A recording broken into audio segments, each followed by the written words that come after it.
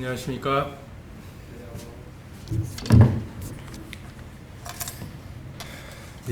시간으로는 14번째, 장으로는 13장 말씀을 같이 보도록 하겠습니다.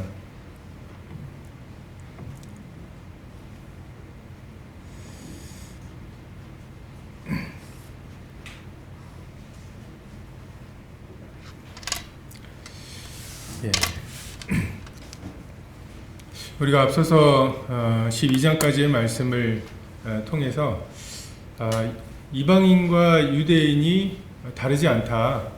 모두가 하나님 앞에 죄인이고 하나님께서 유대인을 통해서 특별히 무언가 하실 일들이 있지만 기본적으로 유대인과 이방인을 포함해서 모든 사람이 죄를 범하였고 하나님의 영광에 이르지 못한다고 하는 이러한 결론이 있었습니다. 하나님의 공정하심이 아니라 은혜가 필요하고 그 행위에 의한 의로움이 아니라 믿음이 필요하다는 것을 말씀하시죠. 하지만 또 유대인이 이방인과 아무런 구별이 없느냐, 그것이 아니라 하나님께서 다니엘을 통해서 하신 약속, 70일의 약속이 있고 그 중에 69일에와 마지막 한 일의 사이에 지금 교회의 비밀이 숨겨져 있습니다. 그리고 장차 하나님께서 마지막 한 일의 약속을 아브라함에게 하신 일방적인 약속, 아브라함의 어떠함과 상관없이 하나님께서 주기로 작정하셔서 주시는 이 약속을 하나님은 기어이 이루실 것이고 천년의 이 땅에서의 왕국을 아브라함의 자손에게 약속하신 대로 유대인들에게 주실 것입니다. 그리고 이 핍박과 어려움의 시간들 또한 7년의 환난 중에 배교의 유혹들 가운데에서 정말 참 아브라함의 자손들, 참 그의 씨가 결국 남아서 그 나라를 상속하리라고 말씀하시죠. 12장부터는 이제 일반적인 교훈에 해당하는 그런 말씀들을 하고 계십니다. 13장 1절 2절에 보면 각 사람은 위에 있는 권세들에게 복종하라. 권세는 하나님으로부터 나지 않음이 없나니 모든 권세는 다 하나님께서 정하신 바라. 그러므로 권세를 거스르는 자는 하나님의 명을 거스름이니 거스르는 자들은 심판을 자취하리라. 권세에 대한 하나님의 가르침과 또한 신구약 성경의 여러 인물들이나 그 시대에 살았던 사람들의 이 본을 볼 때 뭐 예외와 여지가 없이 복종하라고 말씀하십니다. 이것은 어떻게 보면 죄의 기원과도 관계가 있는 것 같습니다. 내가 하나님과 비기리라, 내가 북극 산 위에 나의 보좌를 높이리라, 이것이 죄의 기원이 되었고, 그래서 하나님께서는 그 위치를, 자기 위치를 떠나는 것에 대해서 굉장히 싫어하시고, 반대로 하나님께서 우리에게 주신 그 위치를 지키는 것이 이 모든 주권이 하나님에게 있다라고 하는 것을 인정하는 이러한 표시, 믿음의 어떤 표시일 것입니다. 심지어 유다서에 보면 모세의 시체에 대해서 미가엘이 사탄에게 논쟁할 때 비방하는 말을 사탄에게 직접 하지 않고 주께서 너를 꾸짖으시기를 원한다고 그 권위를 여전히 인정해야 한다고 하는 교훈을 하고 있습니다. 그래서 참 이 로마서가 쓰여진 이후에 지금까지, 그리고 지금 우리나라뿐만 아니라 전 세계에 정말 엄청난 다양한 권세들이 있었고, 정말 그 권세들 중에 정말 이타적인 권세가 많았을까? 대부분 그 권세와 권력을 잡아서 정말 그것으로 자기를 위해서 사용하고 또 그러려고 권세를 잡으려고 하는 거죠. 그냥 내가 빨리 이 권세를 잡아서 지금 이 권세 아래에서 억압받는 사람들을 건져줘야겠다. 이것은 그 자기를 따르게 하려고 사람들에게 이야기하는 것이지, 사실 자기가 그 권력을 잡고 자기가 지금 그 욕하고 있는 저 현재의 권세자들이 누리고 있는 것을 누리려고 하는 경우들이 대부분입니다.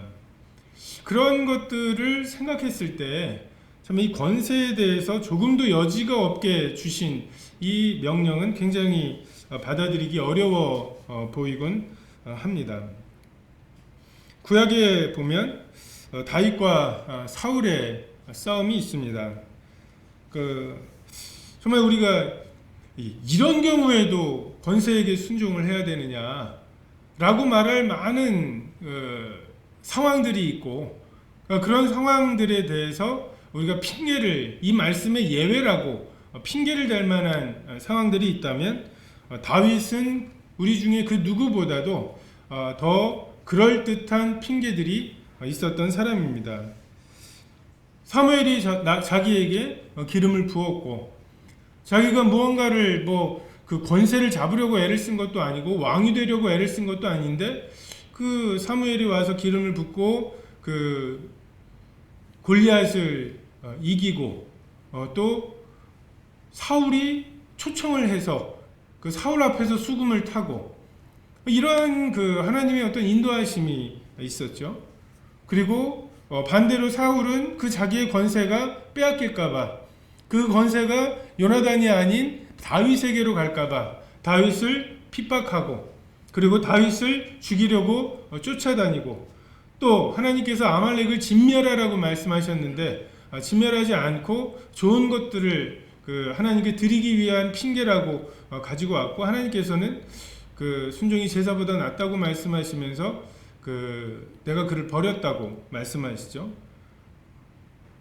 다윗에게 기름 부으러 사무엘이 가려고 할 때 사무엘이 사울을 굉장히 두려워하는 모습을 우리가 사무엘상을 통해서 보게 됩니다. 이러한 다윗에게 하나님께서 사울을 죽일 기회를 2번이나 주셨죠. 그런데 다윗은 사울을 죽이지 않았을 뿐만 아니라 사울의 옷자락을 자른 것에 대해서 이것이 혹시라도 하나님께서 기름 부으신 왕을 건드린 것이 아닌가라고 하는 것으로 두려워하는 그 마음이 찔렸던 모습을 보게 됩니다. 이것이 다윗이 하나님을 경외하는 것의 특징입니다. 하나님의 이름이 골리앗에 의해서 망령되이 욕을 먹는 이것이 그에게 분노가 되었던 것처럼, 반대로 하나님께서 그를 기름을 부으셨다. 하나님께서 기름 부으신 자를 치는 것에 대해서 굉장히 두려워했고, 아말렉 사람이 물론 이제 그 내용으로 보면 거짓말이지만 자기가 사울 왕을 죽였다고 하면서 상이라도 받을 줄 알고 왔다가 죽임을 당하는 것을 우리가 보게 되죠. 어떻게 하면 다윗처럼 이 권세에 순복할 수 있을까? 이 사울이라고 하는 권세에 순복할 수 있을까? 사울이 다른 사람들을 잘못 다스리고 다른 사람들에게 해코지하는 이런 수준이 아니라 정말 콕 집어서 자기를 쫓아다니고 있는 이 사울 같은 권세에게 어떻게 복종할 수 있을까? 다윗은 어떻게 복종할 수 있었을까?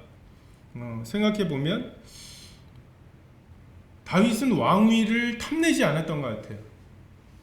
저게 내 건데 지금 엉뚱한 사람에게 가 있다고 생각하는 것이 아니라 왕의 이것이 자기에게 합당치 않다라고 하는 생각을 했던 것 같습니다. 사울 왕의 사위가 되는 것도 나 같은 사람이 어떻게 그것이 합당하냐라고 이야기했던 것처럼, 그것을 내 거라고 생각하고 그것을 취할 수 있고 왕으로 내가 충분히 다스릴 수 있다고 하는 자신감이 있을 때에는 그것을 취하려고 하죠. 인간적인 방법들을 사용을 합니다. 압살롬이 그랬죠. 자기가 아버지 다윗보다 더 낫다고 생각한 압살롬은 아버지가 돌아가실 때까지 기다릴 수가 없습니다. 이게 어떤 죄의 속성이에요. 오래 참는 것이 사랑의 속성이라면 그 죄와 이 교만함의 속성은 그 시간을 도저히 견뎌내지를 못합니다. 그래서 반드시 하나님의 어떤 주권, 모든 자를 크게 하심과 강하게 하심, 이것이 주의 손에 있습니다 라고 하는 고백이 나올 수가 없고, 그것을 내가 쟁취해야만 한다고 하는 이 강박에 의해서 반드시 무언가를 하게 되죠. 하나님께서 교만한 자를 대적하시고 겸손한 자에게 은혜를 베푸십니다. 그리고 그 겸손함의 특징은 하나님께서 세우신 권세에 대한 복종으로 나타납니다. 하나님께서는 다윗의 마음에 하나님의 기름 부은 자에 대한 경외감을 주셨고, 그리고 솔로몬에게는 하나님께서 그에게 맡기신 그 백성들을 어떻게 재판을 할까, 나에겐 그런 그 지혜도, 그리고 다윗 왕과 같은 어떤 업적이나 카리스마도 없다, 이것에 대해서 하나님께 구할 마음을 주신 것, 이것이 하나님께서 복 주시기 위해서, 은혜를 베푸시기 위해서 그 마음을 겸손하게 만드시는 일입니다. 젊은 자들에게, 장로에게 순복하고 때가 이르면 너희를 높일 거라고, 그때까지 그 권세 아래 복종할 것을 말씀하시죠. 저도 청년 때 때가 된 걸 어떻게 하냐고 많이 물어봤던 것 같아요.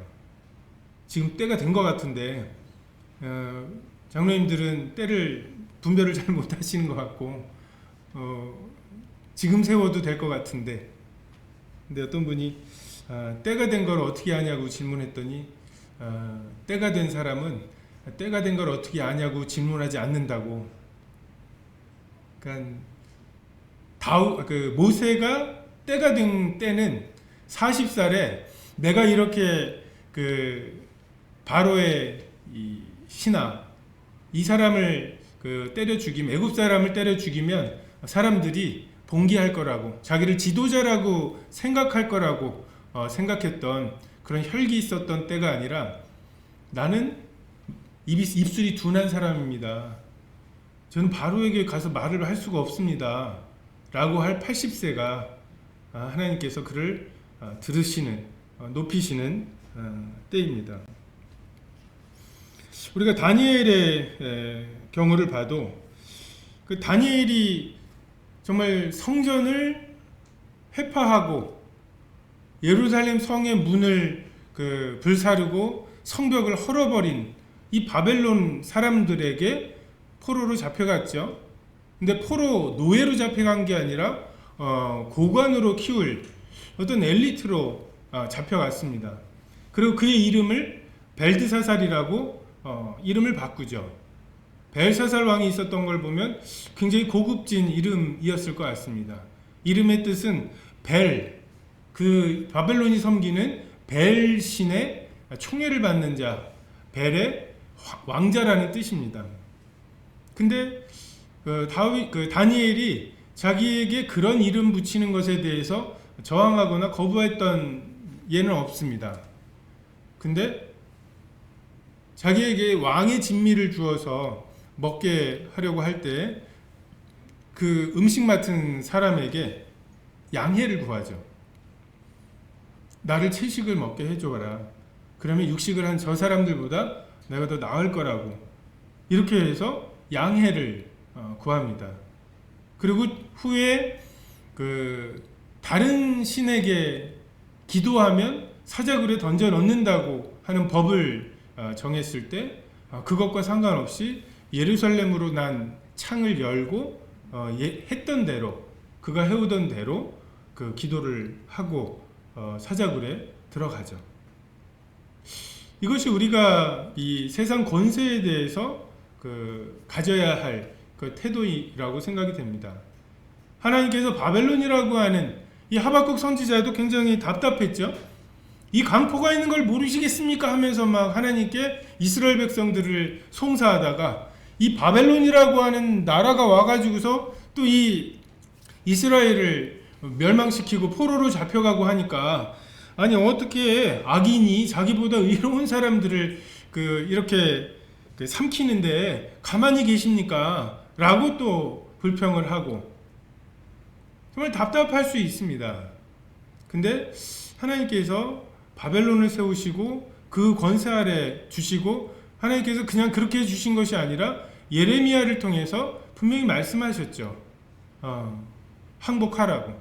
그리고 그 사로잡혀간 곳에 가서 그 곳이 잘 되도록 기도하라고.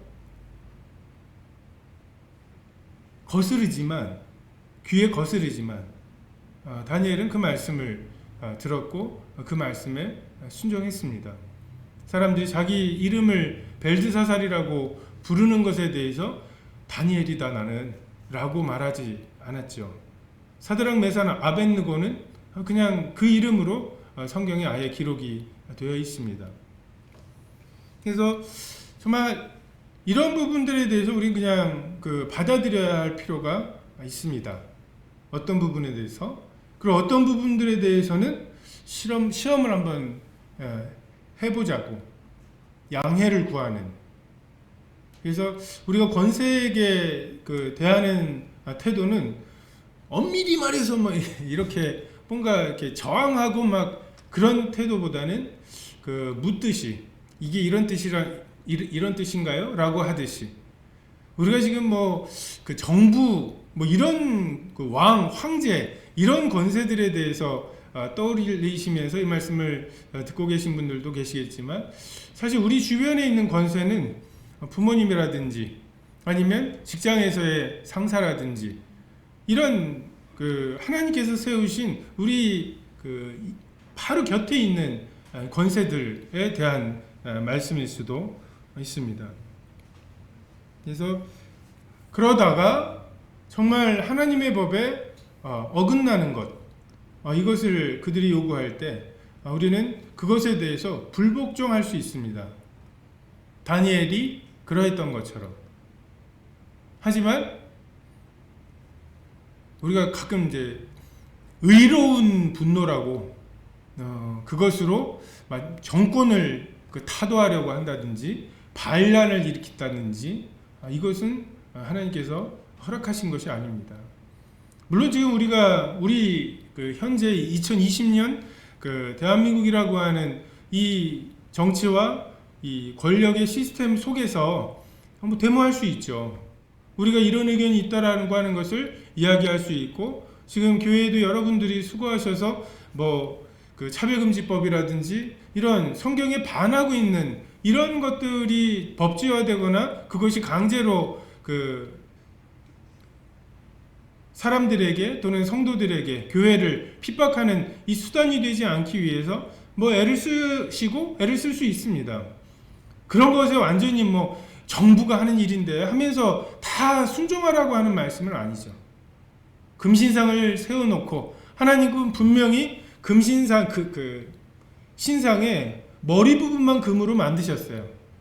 바벨론에 영화가 있지만 반드시 그 다음에 페르시아가 올 거고 헬라가 올 거고 로마가 올 거고, 다시 말해서 너의 권세가 영원하지 않을 거라고 분명히 그의 꿈을 통해서 또는 다니엘의 해석을 통해서 말씀하셨는데, 이 바벨론 왕이 영원하고 싶은 거죠. 그래서 금으로 온통 머리부터 발끝까지 금으로 만든 신상을 세워놓고 절하라고 했을 때, 왕이여, 우리는 신상에게 절하지 않겠습니다. 하나님이 우리를 건지실 것입니다. 그리 아니하실지라도 우리는 신상에게 절하지 않겠습니다. 불복종이죠. 하지만 그 사드락 메삭 아벳느고가 이런 걸 요구하는 왕을 타도하려고 하지는 않았습니다. 이것에 대해서 우리가 주의해야 할 필요가 있습니다. 특히 민주주의라고 하는 우리가 주인이라고 하는 이러한 정치 체제 속에서 우리도 헷갈릴 수 있습니다. 정말 우리가 주인인 줄 착각할 수 있습니다. 이 상황윤리라고 하는 것이 있죠. 예전에 그 독일 포로 수용소에 어떤 여자가 잡혔는데 여자 그 죄수가 임신을 하면 풀려납니다. 그래서 지금 이게 이제 어떤 이야기입니다. 정말 가늠하지 말라고 하시는 하나님의 법이 있지만 이 여자가 그냥 그 독일군 간수 사이에서 임신을 해서 정말 임신해서 풀려나서 그 자기 가족들에게 돌아가는 것이 더 선한 것이 아니냐, 그러한 여자에게도 가늠했다고 말할 수 있느냐, 굉장히 교묘하고 극단적인 상황을 설정을 해서 그래, 이 정도 상황이라면 간음이 죄는 아닐 거야 라고 하는 대답을 유도해내죠. 하나님의 법은 절대적인, 가늠하지 말지니라, 이것이 절대적인 법인데 절대적이지 않은 경우가 있을 수 있다라고 하는 하나의 틈을 만들고 거기에서 야, 이때에도 괜찮다면 그럼 이때에는 하면서 한 발씩 가면서 아니 내가 사랑해서 한다는데 라고 하는 데까지 가려고 하는 것이 상황윤리입니다. 이 권세에 대한 복종에 대해서도 그러한 상황윤리들이 많이 있습니다. 분명히 하나님은 이것을 금하셨는데 이 정권은 이렇게 하고 이 사람은 나에게 이걸 요구하는데 이것에도 복종하라는 말이냐, 말씀드렸죠. 복종하라는 것이 아니라 불복하는, 내가 그것에 대한 모든 그 형벌이나 이런 그 불이익을 감수하면서 그것에 불복할 수 있습니다. 그건 우리에게 그 권세가 있지만 그 위에 하나님의 권세가 있기 때문이죠. 하지만 그러니까 우리가 뭐 해방신학 같은 거 있죠. 뭔가를 조직해가지고서 정권을 뒤집어 엎는다거나 이것에 대해서 하나님의 법이 하나님의 말씀에는 그러한 근거가 없습니다. 악한 정권보다 정권 다스리는 사람이 없는 것이 더 위험한 경우들이 많이 있죠. 로마서가 쓰여질 당시에 네로의 때였습니다. 그리고 그 전에 글라우디오 황제가 로마에 있는 유대인들을 다 내쫓았죠. 근데 그냥 내쫓은 게 아니라 그들의 재산을 내쫓는데 기여한 사람들에게 그들의 재산을 분배하는, 굉장히 그 유대인들, 돌아온 유대인들 입장에서 보면 지금 12장 후반에 나오는 박해하는 자들을 위해서 축복하고 저주하지 말라는 말씀이나 원수를 사랑하고 원수가 줄이거든 먹을 것을 주고 목마르거든 마시우라고, 이것은 우리에게는 지금 핍박하는 사람도 없고 그 원수가 없기 때문에 이 말씀이 그냥 이렇게 쉽게 다가오지만 정말 이들에게는 이 말씀이 굉장히 어려웠을 거예요.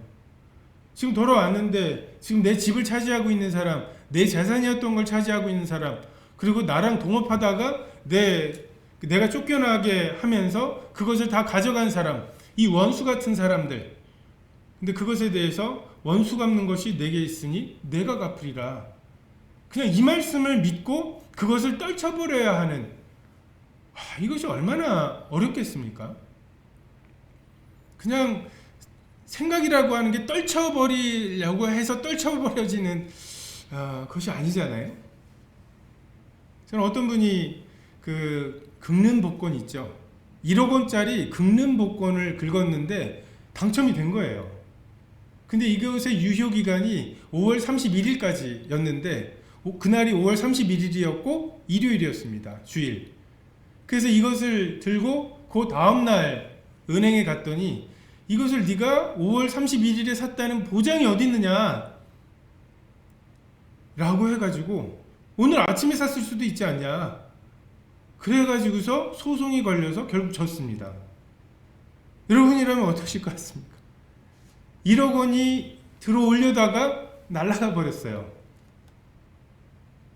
이거 그냥 떨쳐버리실 수 있겠습니까? 500원짜리 복권이 꽝이 됐네, 이 정도로 그냥 마음의 평정심을 유지하실 수 있겠습니까?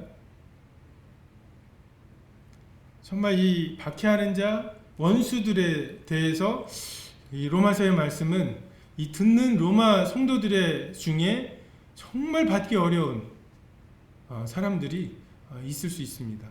그리고 지금 그렇게 자기 자신을 만든 이 로마 정권에 대해서도 그들이 권세에 대해서 복종하라고 하시는 이 말씀을 받기가 어려웠을 것입니다. 근데 예수님께서도 빌라도에게 말씀하시죠. 위에서 주지 아니하셨다면 나를 해할 권세가 없었으리라고. 하나님께서 빌라도의 권세를 인정하십니다. 그리고 디도서에도 너는 저희로 하여금 정사와 권세 잡은 자들에게 복종하며 순종하며 모든 선한 일 행하기를 예비하게 하며, 이것이 그레데 사람들에게 디도를 통해서 바울이 주는 교훈이었습니다. 베드로전서에도 인간이 세운 모든 제도를 주를 위하여 순복하라고 말씀하십니다. 상황이 좋아서 이런 말씀을 하신 것이 아니라, 그리고 이 성경이 쓰여진 이후로 거의 2000년 가까이 어떤 정권이 세워질지를 주님이 차마 모르셔서 이 말씀을 기록하신 것이 아니라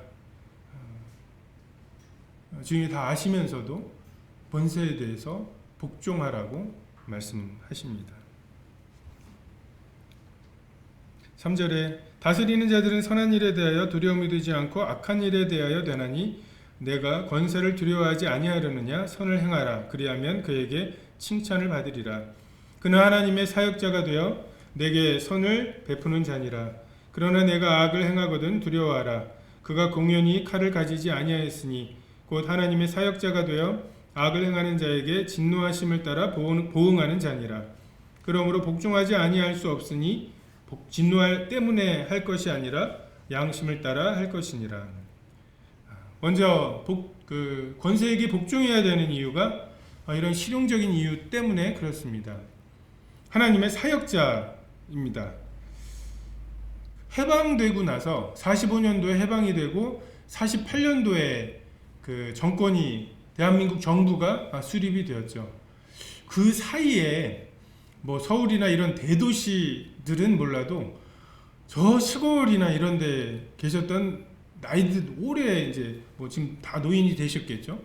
그분들은 정말 아무리 악한 정권이라도 있는 것이 정권이 없는 것보다는 낫다라는 말씀을 하세요.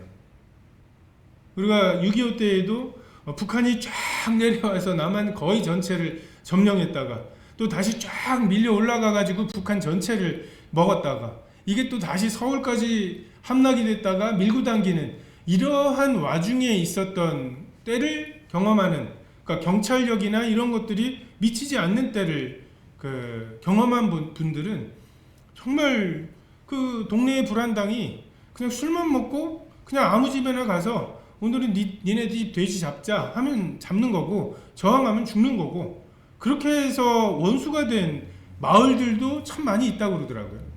시골에 가면 뭐 아랫마을 윗마을 원래 안 좋았던 곳이 그냥 북한이 내려오면서 점령할 때에는 또 아랫마을 사람들이 완장차고 또 이제 올라가고 나면 이제 윗마을 사람들이 완장차고 이런 식으로 해가지고서 그 제대로 세워진 어떤 정권에 의한 그리고 정당한 재판에 의한 것이 아니라 그냥 어떤 분노에 의한 이것이 될 때 우린 굉장히 잔악해집니다.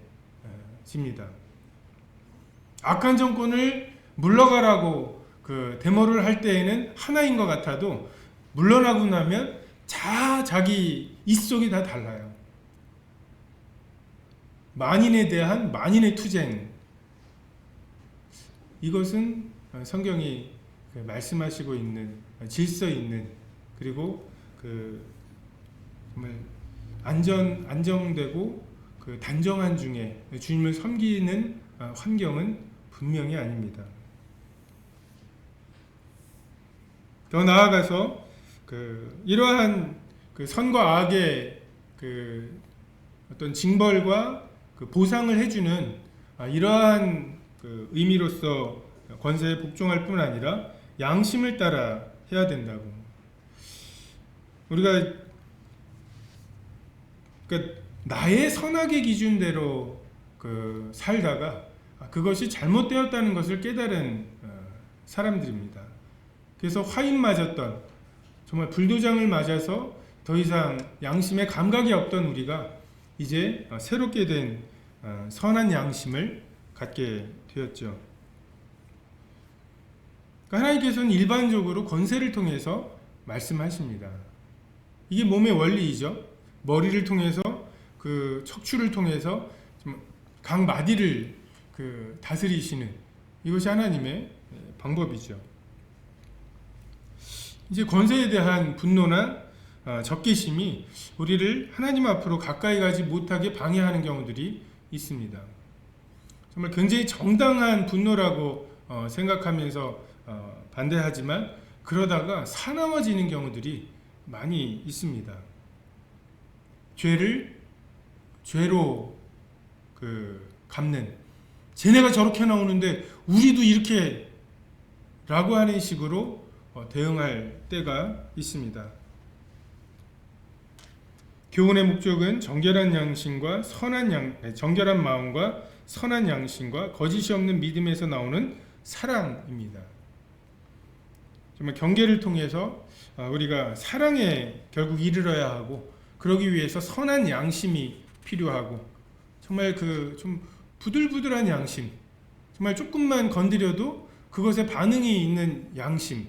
하나님께서 말씀하시면 그 말씀하시는 것이 그 양심에 의해서 굉장히 기뻐하고, 하나님께서 금하시면 그 양심에 의해서 그것이 굉장히 두려워지는, 이게 하나님께서 우리에게 그 양심을 통해서 인도하시는 방법인데, 우리가 권세에 대해서 잘못된 태도를 가지고 하나님께서 세우신 그 권세를 저항하거나 아니면 뒤집으려고 애를 쓸 때 우리의 이 양심이 다시 단단해지고, 그 양심을 통해 가지고 하나님의 이 권세에 대해서 복종하라는 말씀을 거절하려면, 그리고 그 하나님께서 금지하신 것을 하려면 이 말씀을 어쨌든 변명해야 되죠. 내가 나에게 이 말씀을, 내가 왜, 분명히 이 말씀은 이렇지만 내가 왜 지금 이것을 하고 있는지에 대해서 나 자신에게 설명을 해야 되고 납득을 시켜야 되는 이러한 과정에 우리 마음이 완악해지고 완고해집니다. 단단해집니다. 하나님께서 작게 말씀하셔서 안 들리는 상황이 될 수가 있습니다. 양심을 따라 해야 할 필요가 있습니다. 핍박하는 자를 위하여 축복하는데, 그리고 원수를 사랑하고 쓸 것을 공급하는 데까지 이르러야 합니다. 불의와 싸우되 우리는 진리로 싸워야 하고 사랑으로 싸워야 합니다. 에베소 교회가 정말 그 이단들과 정말 그 당시에 있었던 수많은 어려움들과 싸우고 수고하였지만, 하나님께서 그들에게 처음 사랑에 대해서 물으시죠. 우리가 정말 잘 싸우고 나서 처음 사랑을 버리는 경우들이 있습니다. 사나워지고 단단해지고, 정말 작은 목소리에 하나님께서 말씀하시는 그 작은 세미한 음성에 귀 기울이지 못하게 되는 그런 것을 조심해야 할 필요가 있습니다. 6절에 너희가 조세를 바치는 것도 이로 말미암음이라. 그들이 하나님의 일꾼이 되어 이 일에 항상 힘쓰느니라. 모든 자에게 쓸 것을 주되 조세를 받을 자에게 조세를 바치고 관세를 받을 자에게 관세를 바치고 두려워할 자를 두려워하며 존경할 자를 존경하라. 정부가 정부의 일을 할 수 있도록, 그리고 우리가 우리의 상관들에게 정말 그들이 그들의 일을 할 수 있도록, 기업이나 이런 곳에서 그들이 나를 뽑은, 그리고 내게 월급을 주는 이유가 있겠죠. 그것에 대해서 우리는 최선을 다해야 할 필요가 있습니다. 그리고 두려움과 존경에 대해서 말씀하시죠. 지도자들에 대해서 좀 함부로 말하지 말고, 요즘은 박근혜 대통령이라고만 해도 저의 정치 성향을 드러내는 것처럼 취급하는 경우들이 많습니다. 정말 뭐 어린 초등학생들도 뭐 대통령에 대해서 함부로 말하죠. 뭐 쥐박이니 뭐 이런 것들을 정말 우리 주의해야 할 필요가 있습니다. 문재인 대통령도 마찬가지죠. 우리는 정확하게 존경해야 될 사람들에 대해서 존경의 마음을, 두려워해야 될 사람들에 대해서 두려워할 마음을, 그러면 시대가 바뀌어서 뭐 그렇게 말해도 잡혀가지 않는다고, 그것은 법적으로 그런 것이고 우리의 양심을 따라서는 그렇게 할 수 없는 것입니다.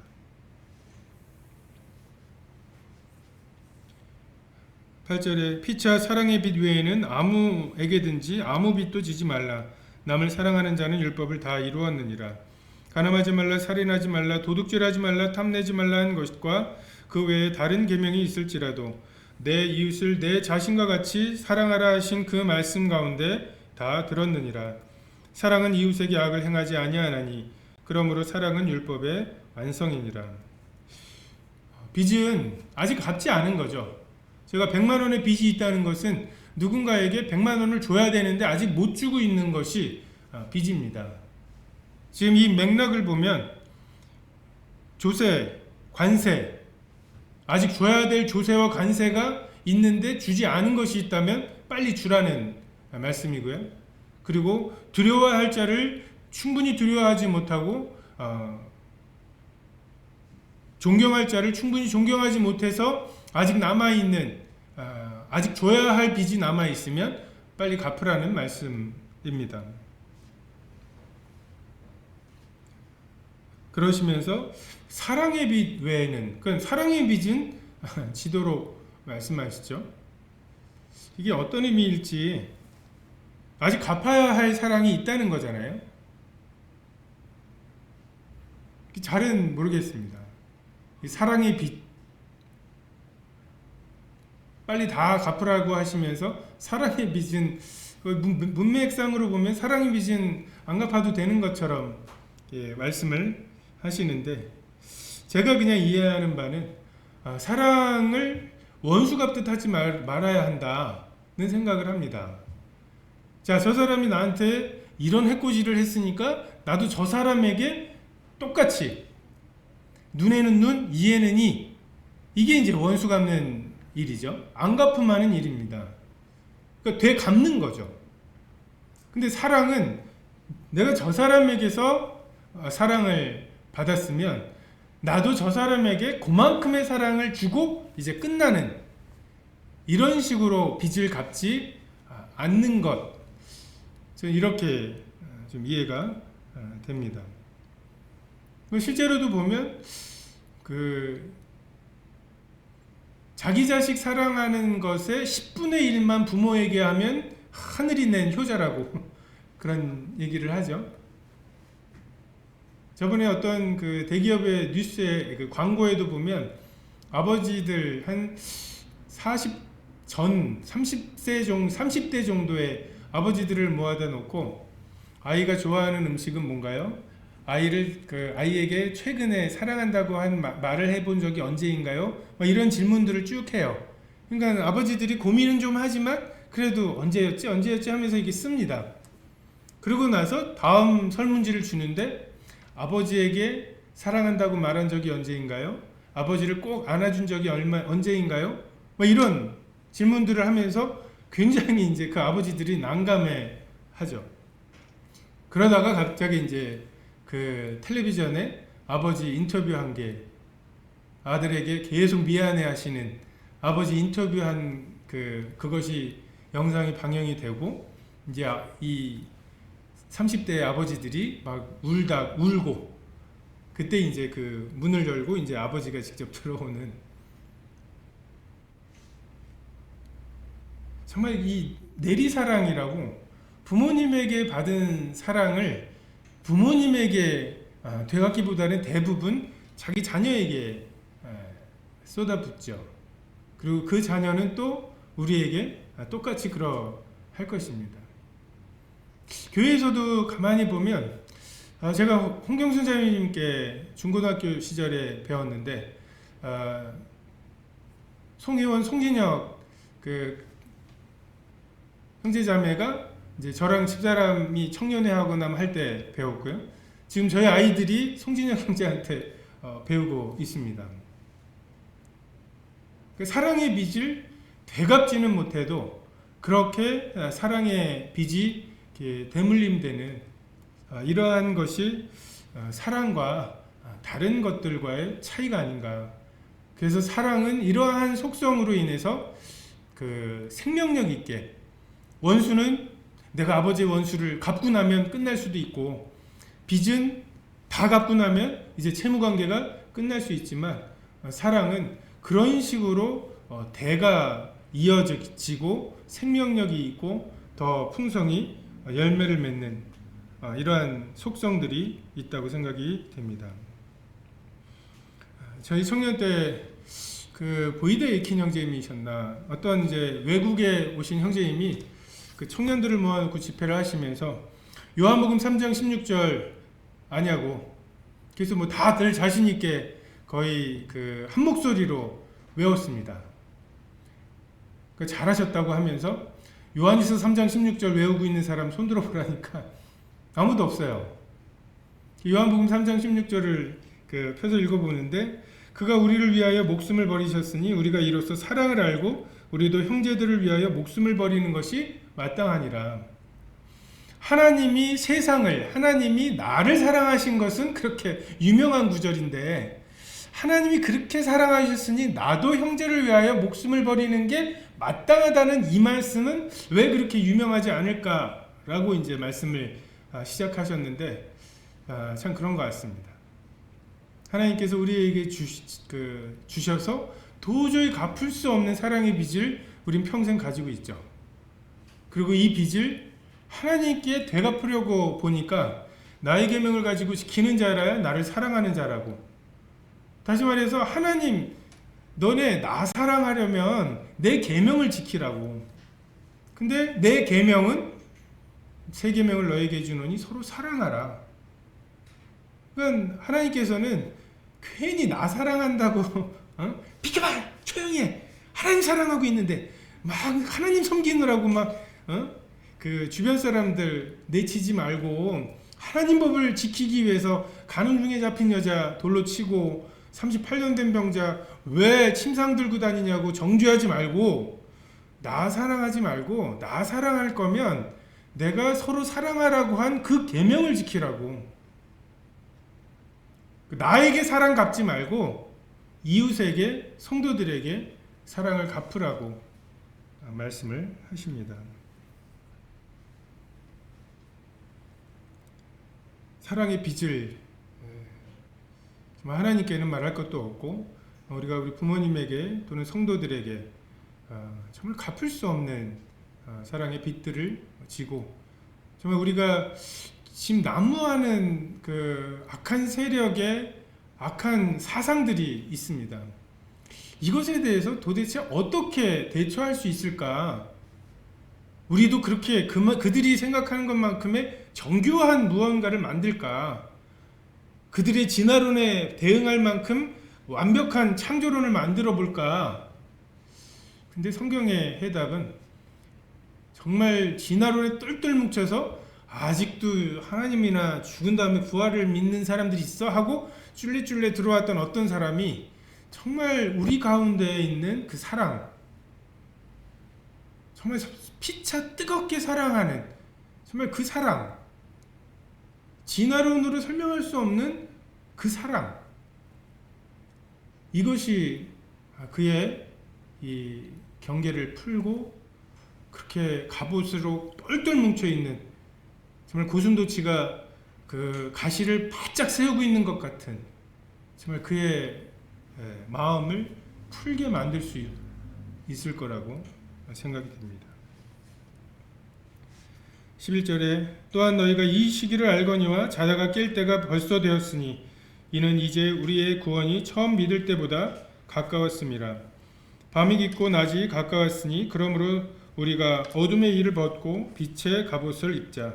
낮에와 같이 단정히 행하고 방탕하거나 술 취하지 말며 음란하거나 호색하지 말며 다투거나 시기하지 말고 오직 주 예수 그리스도로 옷 입고 정욕을 위하여 육신의 일을 도모하지 말라. 우리는 뭔가 이렇게 주님의 오심, 이 만물의 마지막, 종말로 이런 말에 반응하는 어떤 DNA가 있는 것 같습니다. 자다가 깰 때가 되었고 우리 구원이 처음 믿을 때보다 가까워졌다고. 이때가 벌써 가까워졌는데 그러고도 2000년이죠. 이 종말론에 대해서 우리가 생각할 때 좀 시한부 종말론적인 그런 위험이 있다고 생각이 됩니다. 이것은 우리 이전 세대에 존 넬슨 다비가 이스라엘은 문자적으로 나라를 회복할 것이다 말씀을 볼 때 이스라엘은 그냥 상징적인 것이 아니라 분명히 이 계시록의 이 말씀들은 이루어질 거고 이것이 이루어지기 위해서는 이 예루살렘 그리고 이 유대 땅에 이스라엘 나라가 세워져야 된다라고 1800년대에 이야기했죠. 근데 그 당시 상황은 절대로 그럴 수 없을 것 같은, 아니 뭐 우리가 역사 속에서 배우는 돌골족, 거란족 이런 민족들이 다시 만주 땅에 나라를 세운다고 생각한다면 뭐 그 정감록이나 이런데 거기에 그런 나라가 세워진다고 해 라고 하면 그것을 누가 믿겠습니까?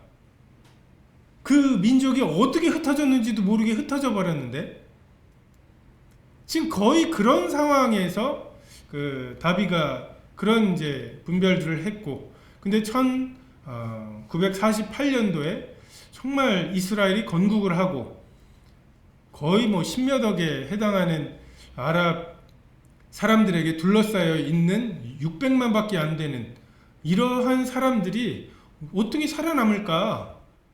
거의 독립선언을 한 그날 전쟁이 시작되었고 그러면 뭐 다 지워질 거라고 생각을 했는데 지워지기는커녕 전쟁을 하면 할수록 그의 영토가 오히려 확장되는 이러한 것을 보면서 무화과 나무의 비유를 배우라. 그 가지가 연하해지고 잎사귀를 내면 여름이 가까운 줄 알라고.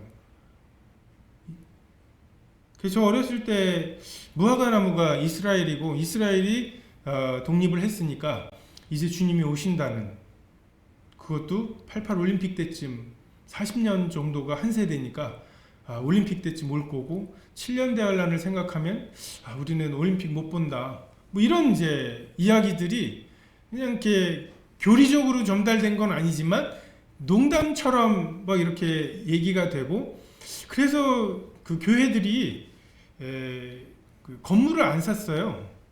성도들도 그러했던 것 같고요.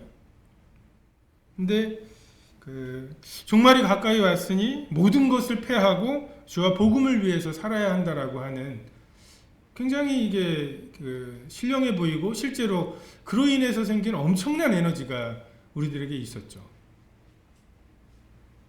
하지만 이 종말에 대한 말씀을 우리가 대할 때 이것으로 어떤 시점을 잡는, 이렇게 말씀하셨으니까 요 때쯤 오시겠다, 1992년쯤 오시겠다, 이런 식으로 계산을 하는 것은 성경에 굉장히 금하고 계신, 그 날과 그때는 아들도 모른다고. 물론 육신으로 계신 그 아들의 입장에서 말씀하신 것이겠지만 아들도 모르는 정말 아버지 하나님의 주권으로 예수님께서 돌리셨는데, 그것에 대해서 이러고 저러고 얘기하는 것은 굉장히 위험한 일입니다.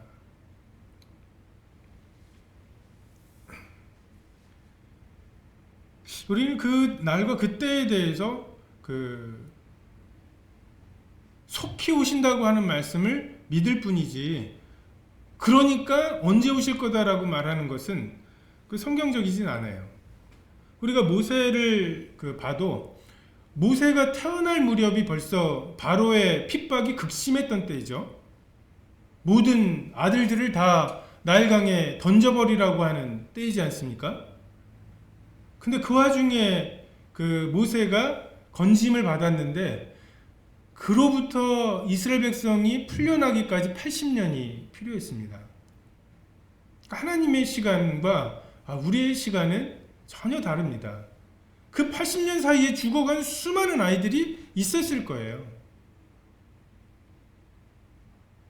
근데 그것에 대해서 그냥 하나님의 주권 아래 두어야 할, 그리고 아브라함에게 약속하셨던 너희가 4대 만에 나오리라, 그냥 그 말씀을 소망하는 것으로 그 하나님의 이게 무슨 상황입니까?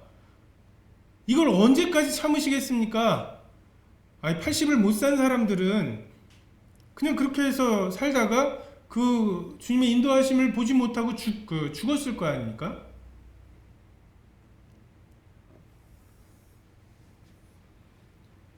시한부 종말론적인 사고방식의 위험성은 가장 큰 것이 하나님께서 우리에게 주신 어떤 교회와 사회 생활 그리고 가정 생활, 이 균형을 깨뜨린다는 것입니다. 보면은 시한부 종말론이 되면 아까 모든 것을 패하고 주와 복음을 위해서 살아야 된다는 식으로 하다 보면 모든 것을 다 이 영적인 것, 소위 영적인 것에 몰두하게 됩니다. 대학은 가서 뭐해? 좋은 직장이 무슨 소용이야? 좋은 직장 얘기하거나 대학 간다는 얘기, 배워야 된다는 얘기, 이런 얘기는 굉장히 육신적인 얘기로 낙인이 찍히거나, 보험을 든다든지, 주님은 언제 오실지 모르는데 장기 적금을 든다든지, 이런 것들도 굉장히 육신적이고,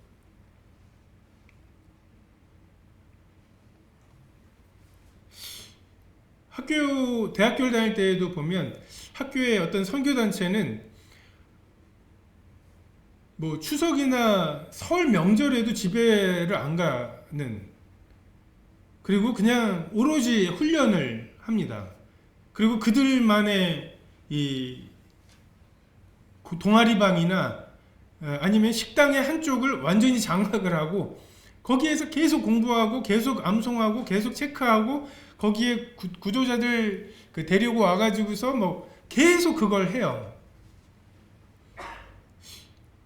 저도 거기에 이제 복음을 전하다가 그들과 만나서 거기에 잠깐 해보고 하는데 도저히 그들의 생활 어떤 패턴을 생활 방식에 맞출 수가 없어요. 교회를 나와야 돼요. 어느 시점이 되면 충분히 성장하고 교회를 섬겨라, 이제 이렇게 되더라고요. 자기 과의 친구들도 아무도 모르고, 그래서 이 모든 자원을 영적인 것에 투입하면 영적으로 굉장히 부쩍 큽니다. 69절 암송이 그냥 줄줄 나오고, 거기 있는 분들 암송대회 할 때 보면은 끝나지가 않아요. 한 사람이 암송하면은 장절부터 해가지고 딱 하고, 그러면 다음 사람이 하고, 다음 사람이 이렇게 해서 하나하나 하는데 끝나지가 않는, 정확하게 외우는 뿌듯함이 있을 수 있습니다. 근데 이 균형이 깨져 있을 때, 사회생활의 균형, 가정생활의 균형이 깨진 채로 영적으로 웃자랐을 때, 나중에 이 사회생활에 결여된 것, 가정생활에서의 결여된 것이 반드시 이 영적인 생활에 이 웃자라는 것을 가로막습니다. 하나님의 방법은 그것이 아니죠. 고르반 하지 말라고, 부모님에게 드려야 될 것은 부모님에게 드리라고, 괜히 하나님께 드리지 말라고 말씀하시죠. 일하지 않고 일만 만드는, 데살로니가 성도들에게 죽은 자들에 대한 또는 소망에 대한, 주님이 다시 오시나? 성도들이 죽기 전에 오실 줄 알았는데, 이 세대가 다 하기 전에 오실 줄 알았는데, 이런 이제 궁금증이 있었던 임박한 주님의 오심에 대한 잘못된 생각들을 가지고 있던 사람들이, 그 반응이 그냥 일을 안 하고 일만 만드는, 그래서 일하기 싫어하거든 먹지도 말게 하라고. 일을 해야 합니다, 먹으려면.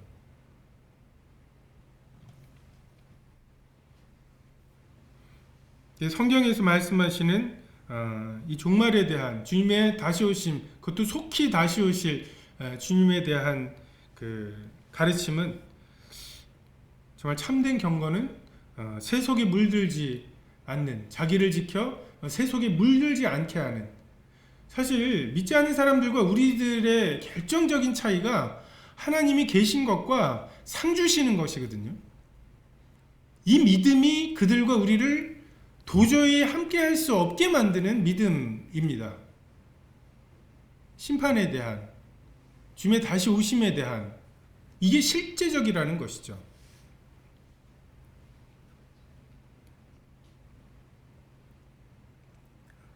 성경에 보면 주님이 다시 오신다고 하는 말에 곧바로 이어져 있는 것들이 우리의 거룩함입니다. 언제 오시느냐, 이것을 연구하는 게 종말론이 아니라 언제 오셔도 맞을 준비가 되어 있게 준비해야 된다는 것이 성경적인 종말론입니다. 주를 향하여 이 소망을 가진 자마다 우리가 그의 계신 그대로 볼 거라고 말씀하시면서 주를 향하여 이 소망을 가진 자마다 그의 깨끗하신과 같이 자기를 깨끗하게 한다. 거룩함이죠. 이 로마서에도 어두움의 일, 방탕과 술 취함, 음란과 호색, 육신의 일, 이것은 우리가 아무런 노력을 하지 않으면 어느덧 그렇게 돼버리는 이 육신의 속성입니다. 문제는 그냥 가만히 있으면 이렇게 돼버리는 우리가 이것을 거슬러 올라갈 주님이 다시 오신다고 하는, 정말 우리의 구원이 처음 믿을 때보다 더 가까워졌다고 하는 이러한 경각심이 있는가 라고 하는 것입니다. 정말 우리의 물질과 시간 내버려두면 어떻게 흩어지는지 모르게 흩어져 버리죠. 근데 정말 내가 육신에 속했다면 저렇게 써버렸을 건데 주님 다시 오시지 라고 하는 그 생각이 나의 시간과 물질을 다르게 사용하게 만드는 동기가 실제적으로 되느냐. 성경에 보면 정한 짐승이 나오죠. 거룩한 짐승. 근데 그것들의 특징을 보면 분리입니다. 말굽이 있어서, 정말 굽이 있어서 땅과 분리를 시키고, 비늘이 있어서 물과 분리를 시키고, 계속 기어다니는 짐승, 그 곤충은 먹지 말라고 하시죠. 뛰거나 날 수 있는 것, 땅과 분리될 수 있는 것. 우리를 이 세상과 분리되게 만드는 것은 무엇일까? 정말 주님이 다시 오시고 그 구원이 이 로마서를 쓸 당시에 너희 구원이 처음 믿을 때보다 가까워졌다면 지금은 어떠하겠습니까? 2000년이나 더 가까워진 이 구원에 대해서 정말 주님이 다시 오실까요? 정말 몸을 입고 다시 오실까요? 그것에 투자해도 되겠습니까? 2000년 전에 정말 말라기 이후로 400년 동안 침묵하시고 정말 세상은 더 악해지고 바벨론에서 성전과 예루살렘 성을 재건하기 위해서 왔던 그 사람들의 경건함도 벌써 말라기만 가도 주님 하나님 섬기는 거 왜 이렇게 번잡스러워? 라고 돼버렸잖아요. 니네가 나에게 가져오는 재물을 총독에게 갖다 줘보라고, 그가 그걸 받겠냐고, 이렇게 돼버렸잖아요. 그러고도 400년이 지나고 아무런 계시가 없었던 때에, 400년이면 이순신 장군 이후로 400년입니다.